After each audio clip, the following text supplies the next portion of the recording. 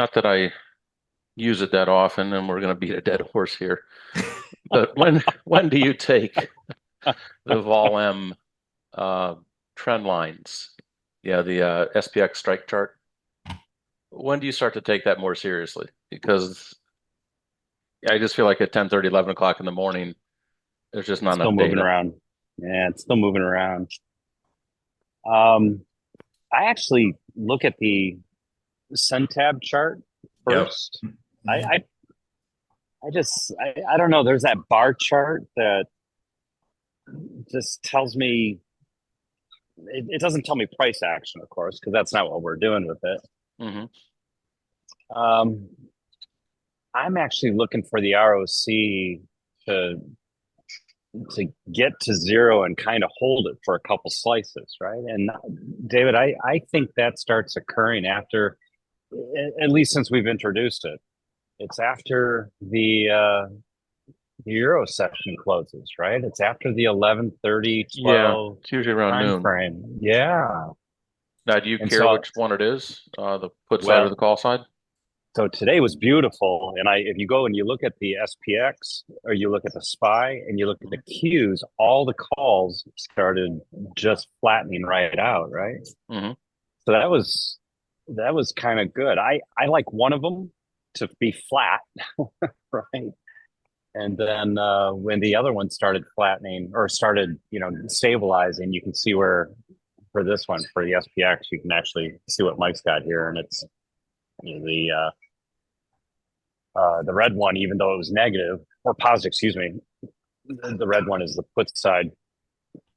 It stabilized out after we got through that 12 o'clock, whatever that dislocation was. I don't know what that was. I'd have to go take a look at. There was something in Vol Yeah. M. I didn't go look at Vol D to figure out what it was. But so when you see something like that, obviously there was a big transaction that came in and shifted. If you look at the automation in Vol M, you'll actually see how the plus just jumped down quite a bit, and you can see why right on the screen right there. There's something happened at noon, whatever it was. And so, Maybe yeah, one of the Fed governors. okay, of course, Maybe it was five of them speaking today. yes, of course there were. Yeah. Yeah. But the stabilization around that ROC, excuse me, gets me looking at it, and then for flies at the end of the day, I'm moving by 130, 115. I'm starting to get my trades loaded up. Not pulled the trigger yet. But if I'm going to do a fly or if I'm going to do a kind of a spread fly, what I mean by that is I do 15 wides and I do them at different areas. That seems to be a good time that I've had really, really good success. So I would say after noon or after 12:15, 12:30, really start paying attention to it. But more importantly, when does ROC start stabilizing out? And no, for me, it doesn't matter if it's put or call side. I like one of them to be horizontal. To me, that's a beautiful scenario. And in fact, I don't know if you guys have watched when I've done this a few times. I actually will sell once that one of them goes flat. I'll sell above it. Hmm. That'll just bring some credit in for the day, and then I'll stack those butterflies where I think we're going to get to with as they're being affectionately called, where the chopsticks are going.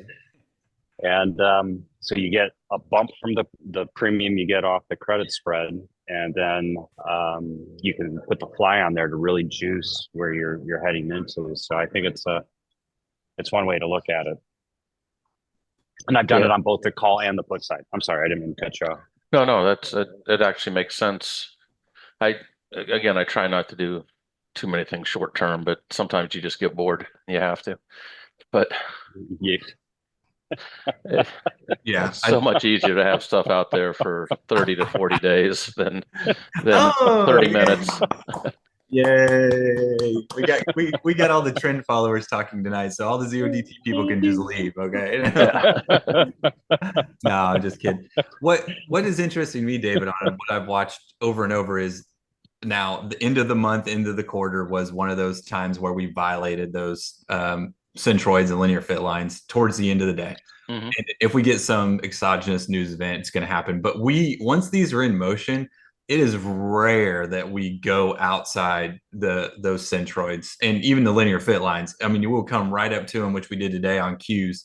I mean, we came right to the bottom, almost to the penny of that centroid where those puts were targeting, and then we moved right back away from it. So I hate to say, for a directional type trader, what I've been noticing for the past like couple months since I've really been using this is I use that to my advantage. Like I'm just like, it is rare that, and if we go outside of it, fine, right? Okay, fine. It is what it is. I will take my, loss or whatever, but it is rare that we violate those. I mean, just extremely rare, which makes sense, right? Because the call centroid is where the calls are being targeted at and where the mass of these puts are at, right? So it makes sense that we would rarely violate those on a closing zero DTE basis of zero DT traders, right? And it pretty is amazing. It's pretty amazing how we'll just trend along those. And what's even better is if we have the flat top and then we have one of those, as Paul has talked about, in a positive or negative slope. I think that's easier to trade for me. When they're both in a negative or positive slope, I mean, those are trend day. Well, they should be trend days, and usually we see those trend days. But that flat slope on top, it really gives me that if we come up there and test it like we did today multiple times, which coincidentally was transition, we just could not get over it multiple times. And we came up to that point. So for me, that's like, and with the MTM down, every time I was like, okay, looking to get short, looking to get short, looking to get short. And like, I mean, I did it 3 times and 3 times it worked pretty darn well. So like, I love that where I've got a static level that I can trade against. And then if it goes if it goes above it and we blow through it, okay, fine. I'm out of the trade. It is what it is. But Okay, so are you just selling, say, call spreads above, or are you actually shorting Qs? I'm just because when I use today, and I'll just use yeah, the Qs as the example, yeah, that call trend line was actually sloping left to upper right until right. later in the day and it flattened out. Yeah, I was looking SPX and SPY. That's what I use. Okay. Okay. Yeah, Gotcha. yeah. And that's usually what I'm using now. The Yeah, I would cubes, prefer to trade SPX if I was going to day trade, just because yeah, I feel it has more. The I think liquidity, Gamma yeah. has more influence. I do too. Exactly. Yeah, 100%. Yeah, but I'm keeping my left eye on the Qs and right eye on the IWM just to see what they're doing. Right. But Okay. yeah, Now I see what you're saying now. That makes yeah, sense. yep. So I don't know. It's been pretty powerful for me, at least adding that just for directional wise, because again, like Paul said, we've said here is we rarely go where the speculation's not going to occur. So like I use that to my advantage, like really use it to my advantage. So Yeah, and I'll stress, the one of the epiphanies that I've had with this tool, um, the the centroid is like you said, it's where the middle of the trading is occurring, and that's important. But what the people are physically doing is they're buying the 20s or the 30 deltas and they're cashing them in at the money. And so when that centroid starts getting really, really close to where price is, you know exactly what's happening. People are just basically riding those short trends up. You hit that line and then they come off of it. If you look for the SPX, we don't stay penetrated unless there's a lot of exogenous news going on and Right. something like You that. need headline movement late in the day. Yeah, but during the day, people are just coming right up into the 50 delta and then they're getting out. So these people are playing that 30, 40, 50, boom, out. 30, 40, 50, boom, out. And we see the price pull right back off of those things. So I think it's a nice little toy. Well, It's a nice little toy. To answer my own question from a year ago that ties into what you're saying today was I always wanted to know why those overnight high call volume strikes and high put volume strikes were where they were and what people were doing. And that literally is the guys writing or buying the 20 deltas, which has the most influence from obviously Charm and Vanna. Mm-hmm. And then the convexity of a 20-point move on SPX is you triple your money on a 20 delta with a 20-point move. So that's why they're trading those strikes in the overnight as well. Yep. And you do get that nice 10 to 15 point adjustment every night between 2 a.m. and around 3:30 a.m. It happens. Right. I can't predict the direction, but I can predict it's going to happen. Right, exactly. I mean, I do love that tool quite a bit, but when you're seeing that one slope is going pretty much stagnant and the other one is moving in the opposite direction, that gives you a better idea as to where you know that which side is going to be either resistance or support, and you can play accordingly to that. Yeah. Exactly. Exactly what I Bingo. just, yep, exactly. And that's the great thing about it, right? I mean, it's great now. Obviously, we had the put speculation jump out at 12 o'clock, which, you know, is what it is. But it was right up against transition when that put speculation happened and whatever the news was. And it, you know, so yeah, it's great. So no, I agree. I was telling Dave that I love Wall M, and when you guys like started with all that ROCs and things like that, so it became a little bit confusing for me in the beginning. And I was telling him I've got to understand this because I really love this tool a lot. It kind of gives you a proper understanding as to which direction and where you can place your orders in. Yeah, no, I agree. Yeah, yeah, I agree. And it takes a little bit of time to get going in the morning, right? But also, what I think is really cool is right out of the gate, even the first couple slices. You know, it's a little noisy on the first couple slices, but the put linear fit and slope this morning was already, you know, lower left to upper right. I mean, it was very vertical right from the open. So that already on that first couple slices was telling me that most likely there was puts closing, you know, right at the open, and then we got that spike, you know, back up, and then it'll level out. But there was just no calls. There was just no OTM call speculation coming. I mean, virtually, you know, it was very flat. So those call speculators were really not having any No upside expansion. no, right? So, yeah, right. Yeah. So, which gives me even more confidence that, hey, you know, we're probably not going to blow through this, you know? So, yeah. So, but, no, great stuff. So, yeah. yeah, it's a fun tool. It is. That's a good lesson to review because we have those various states. And, you know, today was that state where you had the flat Four. call centroid and the upward trending put centroid. So, that's just another, sorry if I'm repeating, sorry if there was an echo in this Zoom room, but yeah, that's just another great tool to use too. Yeah. The scenario 4, I think it was, and it was almost textbook from what from what you had in the GammaEdge framework. I mean, it really was. So, yeah. So.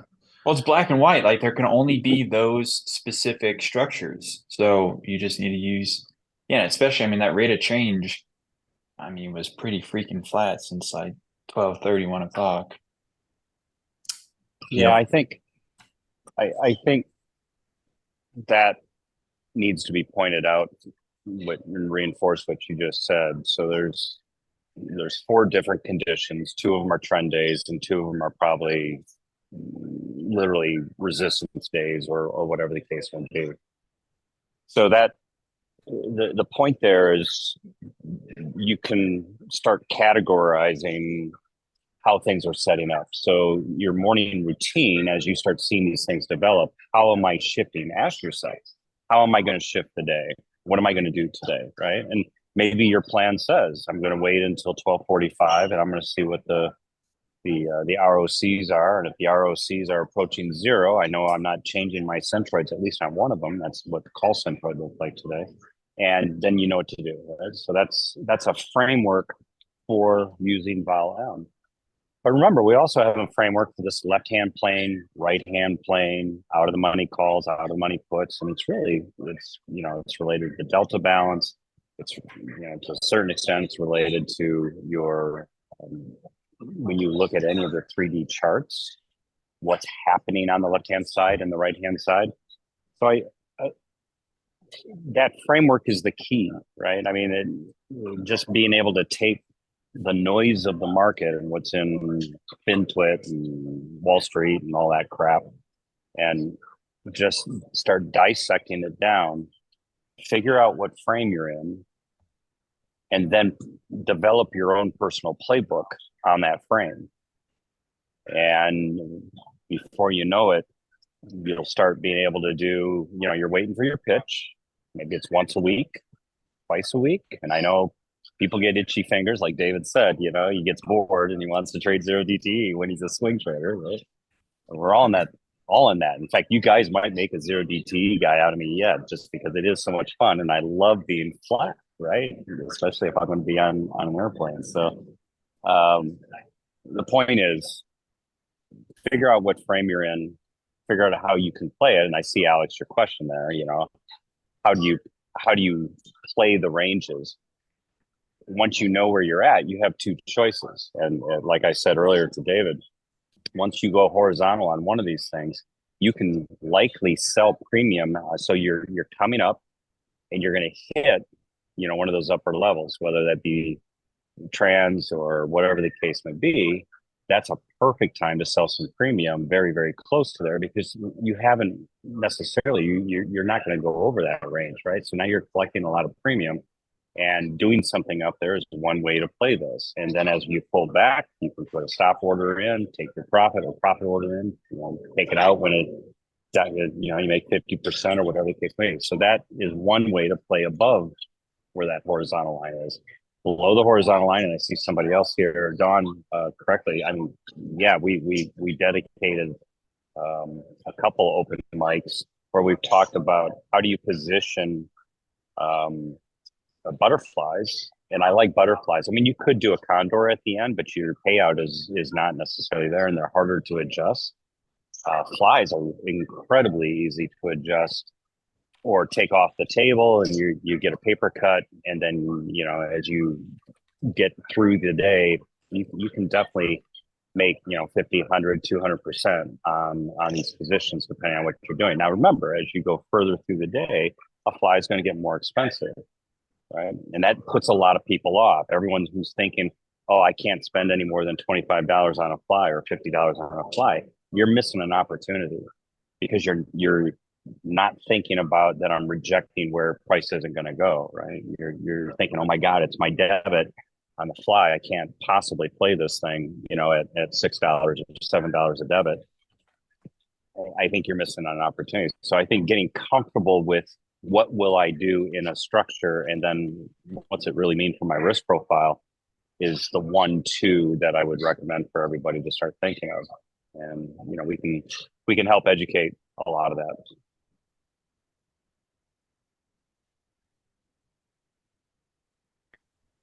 How wide are your flies?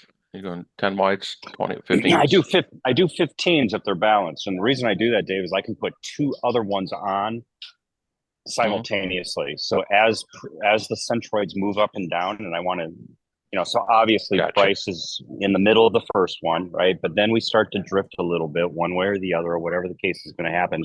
You know, ROC goes non-zero, or we just tend to drift, whatever the case. I'll think about putting another one on when we're out on, say, 5 off of that or 10 off of that.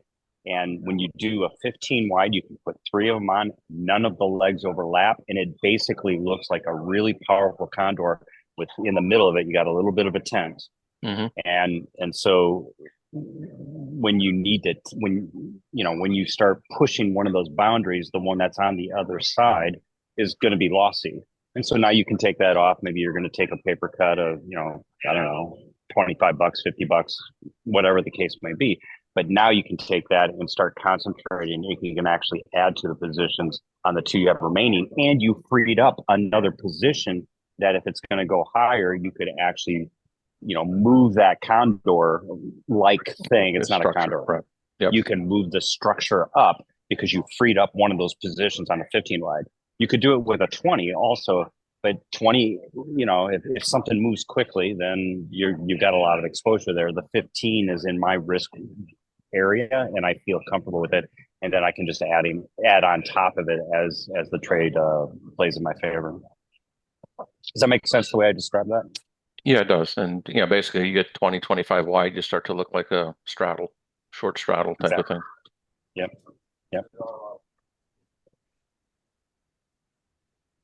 And then I take them off. Here's the other part of this that's really, really important. Chances are you're not going to get anywhere near max value on these things.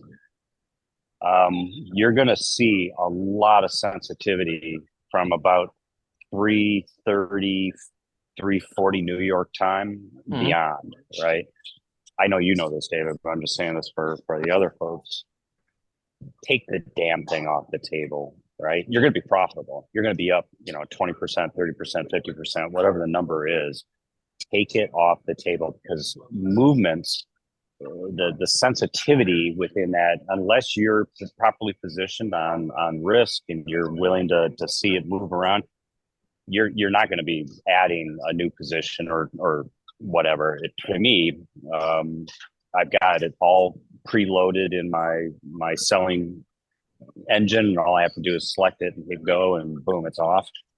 If you're not set up to do that, then you've got to figure out what you're going to do. So keep those structures intact if you can. In TradeStation, you can lock them, for instance, whatever, and just make sure that you can get in and out of those things fairly quickly, or just take them off when they're up, 30%, 40%, 50% at the end of the day. On SPX, being up 50% and you're, you debited, $3, $4, $5. If you got 3 or 4 of these babies on, you're on your way to just rinsing, repeat that type of approach. You'll learn a lot about how you trade and where your emotions are, and how to. Even you. Even me. I mean, I keep trying to size up a little bit more. I try to put 3 or 4 on at a time and just see where things go, and then I get nervous, right? So those things start moving around, and that tells me I'm too big, right? And I got to get back to 1, right, and just be done with it. So people need to figure out what works best for them. Now, this is with the SPX, and the last part here that I'll just say with that. The SPX, like we opened up an hour ago, the SPX doesn't tend to cross the boundaries of the centroids. It'll cross the lines or approach the lines, because that's just the average of where things have been, or the best fit where things have been. But it doesn't tend to cross the centroids. And when it does, you got to think what's happening psychologically there is that people are selling out at the 50 deltas, right? That's the center of that distribution. They're selling out at that point, right? Because prices do tend to cross backwards. So just be aware that you could start getting a lot of motion, volatility within the overall price movement. And as you go into the end of the day, that's going to affect your butterfly, and you want to be aware of that, right? So when you start hitting, if I hit a centroid, or if I get even close to the line, I'll start reducing my position. And then from that point, I'll just get out if it gets too gnarly on me. So overlapping, it's a great question, Don. And I'm not in a position tonight to show an example, but I will. I could do it Sunday, or I could do it. I'm not working tomorrow, so I'll be on GE all day. So the overlap. So if you do a 15 wide, right, obviously price is crossing that center, and you want to maximize that. So boom, enter the trade. You got a 15 wide, and what I'll do is then I'll take another 15 and I'm not really doing this very well for the camera, but I'll put it right next to it. So the short strikes may be adjacent. They may be 5 away, but the strike, I'm not stacking on any strike. So I'm not short on and long combination on the same strike. So I won't do any of that. So then you can do that 3 times, right, before you would overlap. And then that's a problem, because now you could be long or short on the same strike. And depending on your broker, they won't let you lock the position. And if you can't lock the position, then it's going to net it in the transaction. It could force you out. So you don't want to play any of those games with it. You want to keep these as little objects on your P&L and just play them as little individual things. You don't want to start losing the continuity of what a butterfly looks like, or what a broken wing butterfly looks like, or something like that. So 15 wide gives you that. You could do it with a 10, which means you could only put something next to it, right, before you started duplicating. And then, like we said, what David and I were talking about, you could do a 20, and that would give you definitely some range in there. But your downside on that, and they can get, that can get pretty serious also. I mean, you have a good payoff with that, with where the wings are. But now you're starting, you got to be fairly, I think you need to be fairly adept at executing trades, putting them on, taking them off, and you got to know what you're looking at. So you got to have some tools, or you got to have, yeah, I have short key macros set up on my keyboard that allow me to do some of this stuff pretty quickly. Others aren't, that nimble or that quick, or don't want to be, and that's fine. But don't make it too complicated that you can't get out of the trade if things start moving against you. And I think that's the important thing, is make sure you're sized correctly. That risk management is absolutely paramount with these, especially if you put the trades on longer in the day, because your debit to put the trade on is going to keep going up.